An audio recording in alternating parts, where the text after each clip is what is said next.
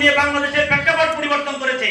তেমনি ভাবে নোয়াখালী 3 তথা বেগমগঞ্জ আসনে যদি আমরা আমাদের প্রার্থীকে বিজয় অর্জন করতে চাই, তাইলে আমরা যারা ঢাকা অবস্থানরত আছি আমাদেরকে লক্ষ্য স্থির করতে হবে।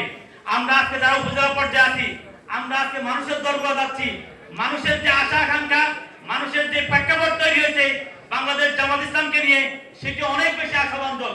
মানুষ আজকে আমাদের দিকে তাকিয়ে আছে, ছাত্র যুবকদের দিকে তাকিয়ে আছে পরিবর্তনের জন্য। এজন্য আমি আপনাদেরকে বলবো, আপনারা যারা ঢাকা থাকেন, আপনারা এলাকার সবচেয়ে বেশি গুরুত্বপূর্ণ মানুষগুলো, আপনাদের দৃষ্টিভঙ্গিগুলো এই সমাজে প্রতিফলিত হয়। আপনি ঢাকা থাকার পরেও আপনার দ্বারা এই সমাজ তথা গ্রামের মানুষগুলো অনেক বেশি প্রভাবিত হয়। এজন্য আমি আজকে এই প্রোগ্রাম থেকে বলতে চাই, আমরা যারা আজকে এখানে উপস্থিত আছি, আমরা প্রত্যেকে কোনো না কোনো কেন্দ্রের একজন প্রতিনিধি। আপনি যদি আজকে ঢাকা থেকে এখানে বসে সিদ্ধান্ত নিতে পারেন যে আমি যে কোনো মূল্যে আমি আমার কেন্দ্রে বিজয় অর্জন করব, তাহলে আমি মনে করি আমাদের বেগমগঞ্জ আসনে বিজয় লাভ করা সম্ভব। এজন্য আমি আপনাদেরকে বলতে চাই,